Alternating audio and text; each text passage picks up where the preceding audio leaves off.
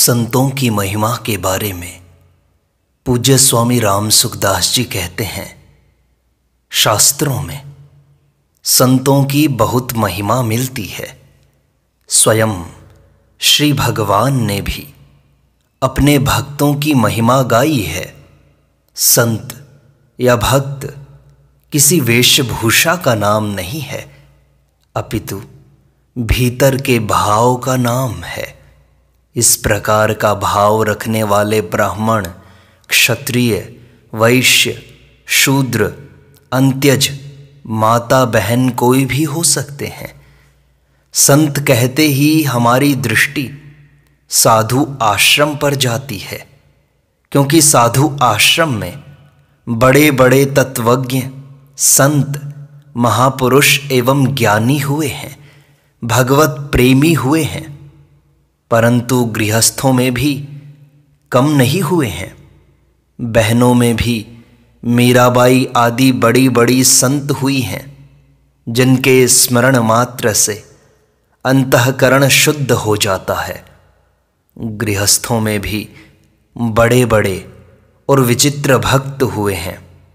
इतना ही नहीं, साधारण से साधारण, पापी से पापी, दुराचारी से दुराचारी तथा मूर्ख से भी मूर्ख व्यक्ति उस तत्व को जानकर संत महात्मा बन सकता है। देखो, संसार में कोई भी दो व्यक्ति धन, संपत्ति, वैभव आदि में समान नहीं हो सकते, किंतु परमात्म तत्व प्राप्ति में सब समान हो सकते हैं।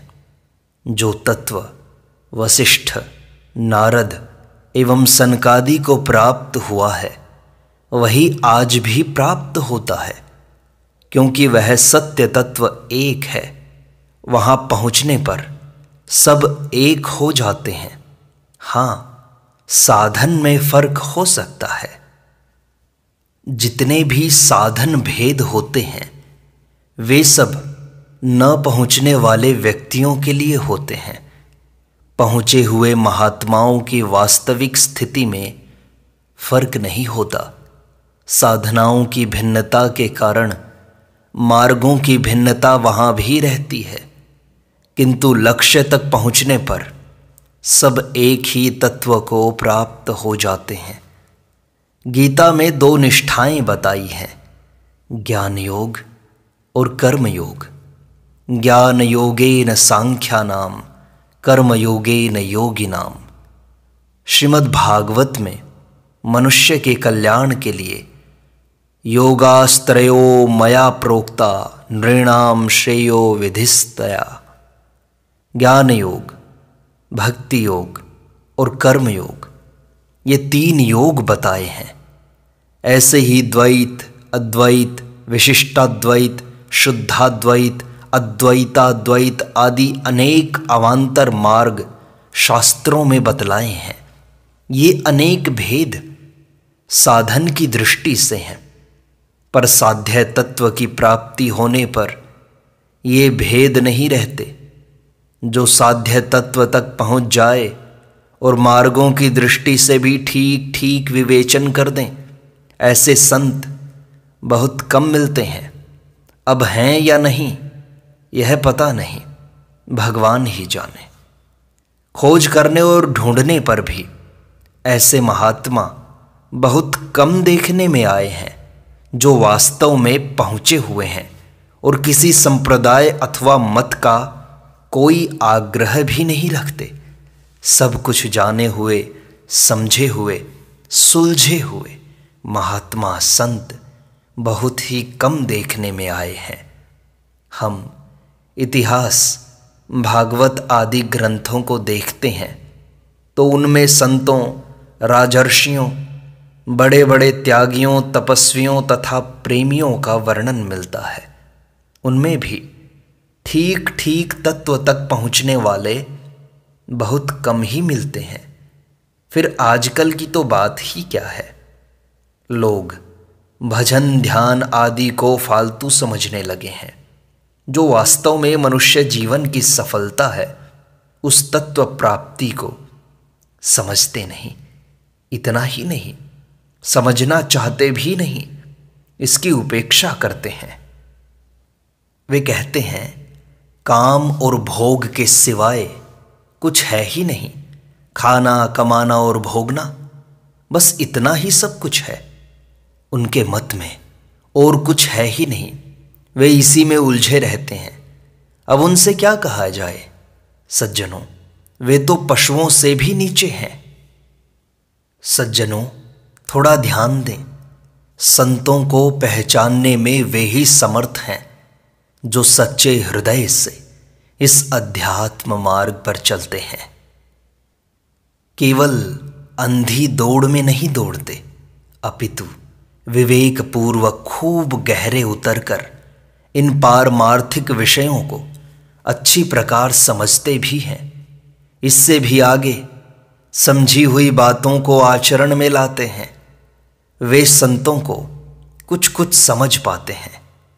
वे भी इतना ही समझ पाते हैं कि ये संत हमसे श्रेष्ठ हैं, परंतु ये कहाँ तक पहुँच चुके हैं, यह समझने की शक्ति किसी में भी नहीं है।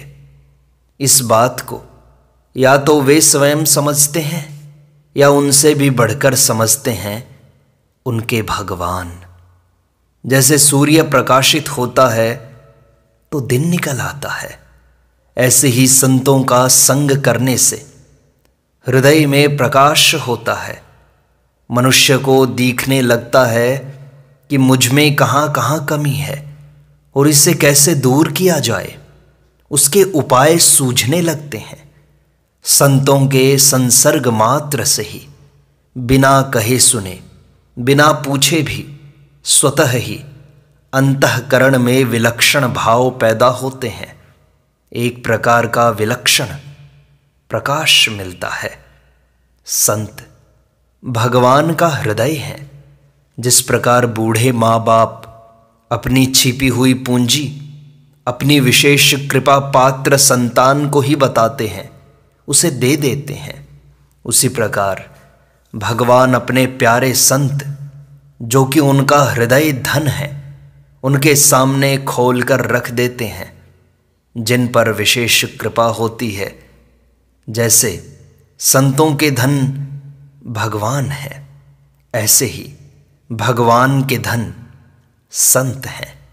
वे जब कृपा करते हैं तो हमें संतों से मिला देते हैं और कहते हैं कि भाई अब तुम सत्संग करो और लाभ ले लो। अब प्रश्न उठता है कि हम तो संतों को पहचान सकते नहीं, क्या करें?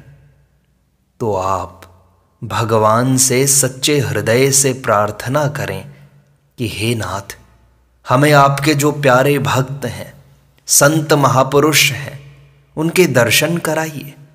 ऐसे आप भगवान से कहें अथवा आपके हृदय में उत्कंठा हो जाए तो आपको कोई न कोई संत अवश्य ही मिल जाएंगे। जैसे फल चलकर तोते के पास नहीं जाता, वरन तोता स्वयं फल के पास जाकर उसे चोंच लगाता है, इसी प्रकार सच्चे जिज्ञासुओं को संत महात्मा ढूंढते फिरते हैं। यद्यपि माँ से अधिक आवश्यकता बालक को होती है, किंतु माँ के मन में बालक की जितनी गरज होती है उतनी बालक के मन में माँ के लिए नहीं होती। जब दूध की आवश्यकता होती है तभी वह माँ को याद करता है, किंतु माँ सब समय उसकी याद करती है। बच्चे को भूख लगने पर माँ के स्तनों से दूध टपकने लगता है। उसी प्रकार सच्चे जिज्ञासुओं के प्रति संतों का ज्ञान अमृत टपकने लगता है। वे अपने आप को रोक नहीं सकते, बस कोई मिल जाए लेने वाला। किंतु संसार के इन लोगों को इन बातों का क्या पता। रात दिन हाय रुपया, भोग संग्रह, सुख आराम, क्लब, नाटक, सिनेमा, तड़क भड़क में लिप्त मनुष्य क्या समझें इस तत्व को। संत महात्माओं ने जिस तत्व को बड़ी मेहनत करके त्याग तपस्या से प्राप्त किया है, उसको वे बड़े खुले हृदय से देने के लिए तैयार बैठे हैं। कोई लेता है तो खुश होते हैं, प्रसन्न हो जाते हैं। ठीक उसी प्रकार जिस प्रकार दुकानदार का जितना अधिक माल बिकता है, वह उतना ही अधिक खुश होता है। पर दुकानदार को तो स्वयं को लाभ होता है, पर संत महात्मा संसार का कल्याण करके प्रसन्न होते हैं। बिना कोई स्वार्थ हित करने वाले संसार में दो ही हैं, श्री भगवान और संत महात्मा। भगवान और भगवान के प्यारे भक्त बिना ही कारण के हित करते रहते हैं। जैसे लोभी की धन में और भोगी की भोग में प्रीति होती है, उससे भी विलक्षण प्रीति भगवान को और संतों को प्राणी मात्र के हित में होती है। मेरा भक्तों की संगति में रहने का काम पड़ा है। मेरे मन में बात आई कि इतने ऊंचे महापुरुषों का संग मुझे मिला है, किंतु मैं ऐसे संतों के संग का पात्र नहीं हूं। मैंने एक पहुंचे हुए संत से प्रश्न किया, महाराज, भगवान के घर में अंधेरा है, उनके यहाँ सावधानी नहीं है, तभी तो हम जैसे लोगों को ऐसे ऐसे ऊंचे दर्जे के संत महात्माओं के दर्शन हुए। हम तो इसके पात्र नहीं हैं, क्योंकि उत्तम वस्तु तो योग्य पात्र को ही मिलनी चाहिए, परंतु हमारे जैसे पात्र को भी ऐसी ऊंचे दर्जे की बातें मिलती हैं। तो यह क्या है? यह कोई हिसाब है? गुस्सा आने पर रावण को परम पद दे दिया और प्रसन्न होने पर विभीषण को राजगद्दी दी। ऐसा पूछने पर मुझे जवाब मिला कि बात ठीक है, कन्या के लिए योग्य वर ही ढूंढना चाहिए, किंतु कन्या बड़ी हो जाए और योग्य वर न मिले तो जैसा वर मिले उसके साथ ही ब्याहना पड़ता है। तो ऐसे तो हम लोग और हमें मिले ऐसी मार्मिक बातें। लोग कहते हैं कि अच्छे पुरुष मिलते नहीं, और मैं कहता हूं कि हम अच्छे पुरुषों के लायक नहीं हैं। आप लोगों से मैं एक बात पूछता हूं, क्या आपको अभी तक अपने से ऊंचे दर्जे का पुरुष मिला ही नहीं? यदि मिला है तो क्या आपने उनसे पूरा लाभ ले लिया? यदि नहीं लिया तो उनसे बड़े पुरुष संत मिलने पर आप उनसे लाभ कैसे ले लेंगे? क्या निहाल हो जाएंगे उनसे मिलकर?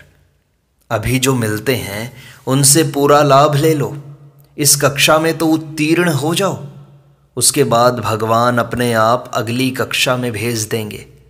बालक जिस श्रेणी में पढ़ता है उससे आगे की श्रेणियां पहले से तैयार रहती हैं। भगवान तो प्रधान अध्यापक हैं। कृष्णम वंदे जगद्गुरुम, आपके पास होते ही वे आगे की कक्षा में भेज देंगे, उससे ऊंचे संतों का संग करा देंगे। अब प्रश्न होता है कि उन संतों को हम पहचानेंगे कैसे?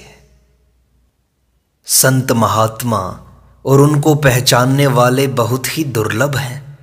आज तो दंभ पाखंड और बनावटीपन इतना हो गया है कि असली संत महात्मा को पहचानना अत्यंत ही कठिन कार्य हो गया है।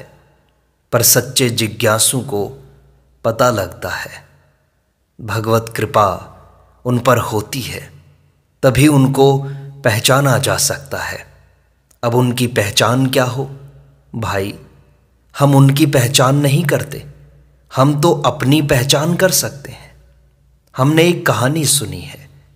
एक नवयुवक राजगद्दी पर बैठा।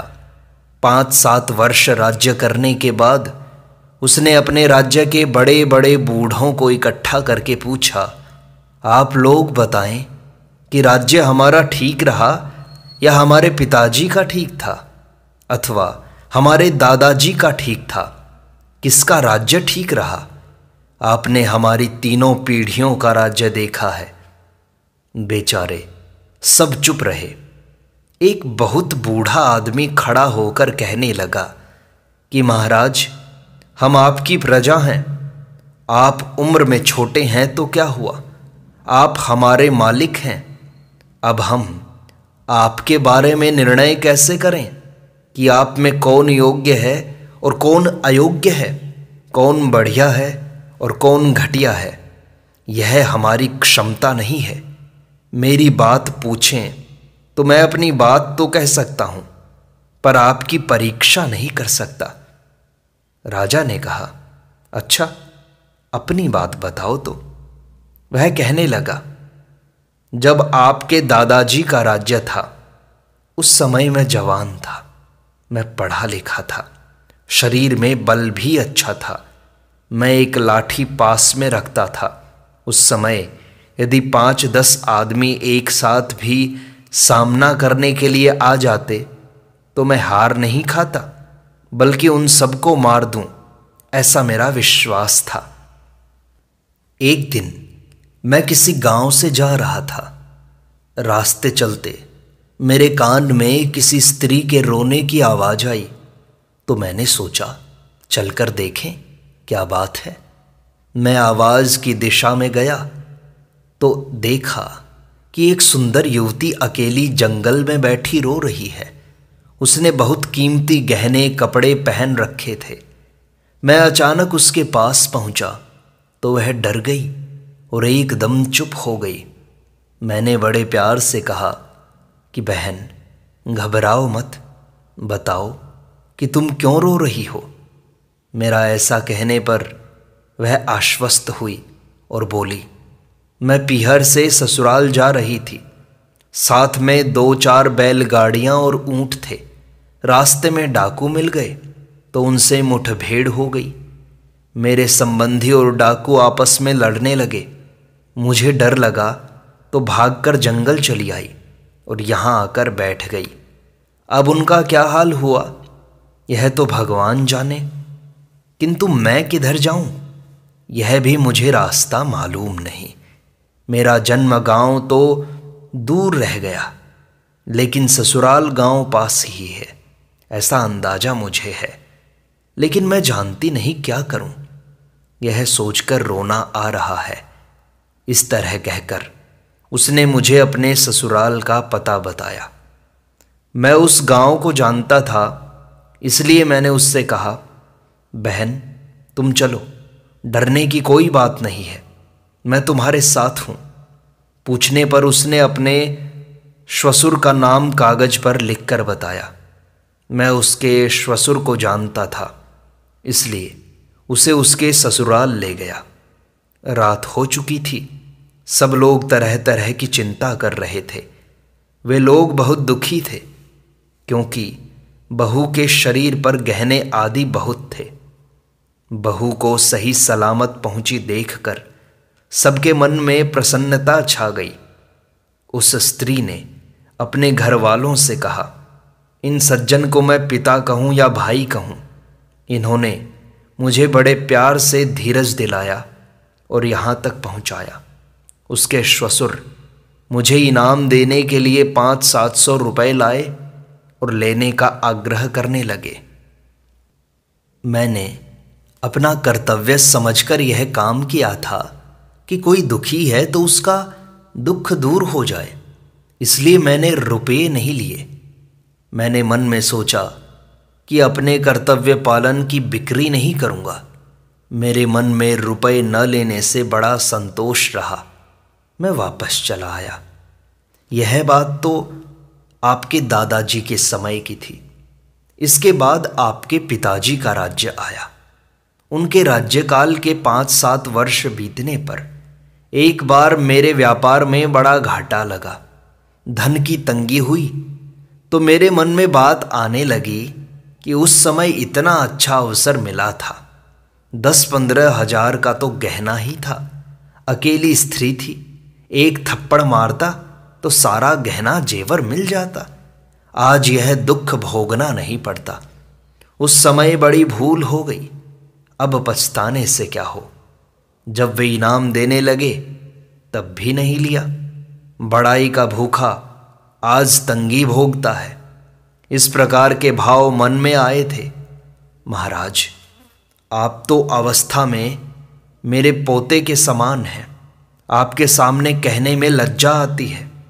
अब तो मन में ऐसे भाव आ रहे हैं, उस समय उस स्त्री को समझा बुझा या धमकाकर अपनी स्त्री बना लेता तो आज वह मेरी सेवा करती और धन भी मिल जाता, परंतु अब तो बात हाथ से निकल गई। पछताने से क्या लाभ। इस तरह महाराज, हम तो अपने मन के विचार बता सकते हैं। आप राजाओं का निर्णय कौन करे। आपका निर्णय करने की ताकत हम में कहाँ। राजा समझ गया कि बुढ़ा बड़ा बुद्धिमान है। यथा राजा तथा प्रजा, यह बात भी कह दी और हमें रुष्ट भी नहीं किया। इस तरह संतों की पहचान हम नहीं कर सकते कि ये कहाँ तक पहुँचे हुए हैं, क्योंकि उनके पास जाने से हमारे मन में मच रही हलचल शांत होती हो, बिना पूछे शंकाओं का समाधान होता हो, मन में संतोष होता हो, अपने में दैवी संपदा के गुण आते हों, अर्थात दया, क्षमा, उदारता, त्याग, संतोष, नीति, धर्म आदि की वृद्धि होती हो, दुर्गुण दुराचार दिखने लगें और घटने लगें। जिन महापुरुषों के संग अथवा दर्शनों से ऐसी विलक्षणताएं आती हों तो हम अंदाज लगा सकते हैं, परंतु संतों की पहचान हम क्या कहें।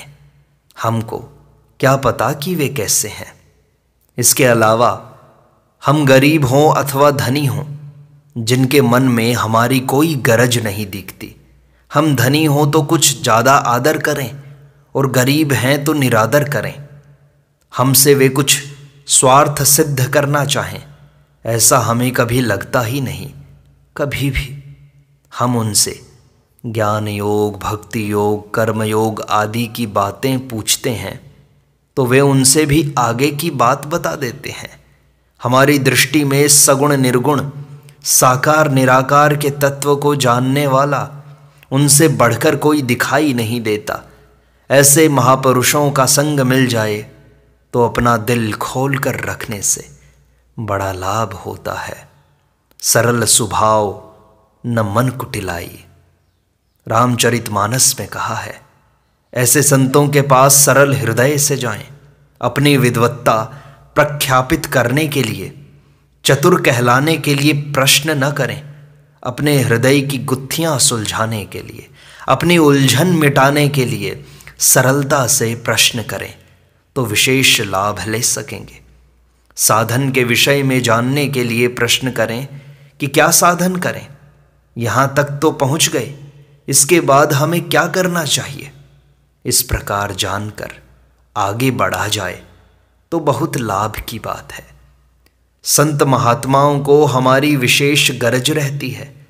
जैसे माँ को अपने बच्चे की याद आती है, बच्चे को भूख लगते ही माँ स्वयं चलकर बच्चे के पास चली आती है, ऐसे ही संत महात्मा सच्चे जिज्ञासुओं के पास खींचे चले आते हैं। संतों की तो बात क्या, स्वयं श्री भगवान के कानों में भी सच्ची पुकार तुरंत पहुंच जाती है। वे किसी संत के साथ हमारी भेंट करा देते हैं। फिर जैसे टेलीफोन एक्सचेंज हमारी लाइन हमारे इच्छित व्यक्ति से मिला देता है, उसी प्रकार भगवान हमारी लाइन संतों से मिला देते हैं। पर लगन सच्ची होनी चाहिए। हमारी सच्ची लगन हो तो भगवान में शक्ति नहीं कि वे हमारी लगन को ठुकरा दें। हैं किस लिए भगवान? छोटा बालक हो और माँ उसका पालन न करे तो माँ है किस लिए? बालक के लिए तो माँ है। इसी प्रकार यदि संत महात्मा साधकों को कुछ बात नहीं बताएंगे तो वे जीते क्यों हैं? उनका क्या उपयोग है? सज्जनों, जब वे अपना कार्य पूरा कर चुके तो वे हमारे लिए ही हैं। उनसे पूछकर हम अपना कल्याण कर लें, इसीलिए हमें सच्ची जिज्ञासा बढ़ानी चाहिए। संत महात्माओं की परीक्षा करने की जरूरत नहीं है। हम सच्चे हृदय से परमार्थ मार्ग में चलेंगे तो हमारा काम हो ही जाएगा, इसमें कोई संदेह नहीं है। नारायण नारायण नारायण।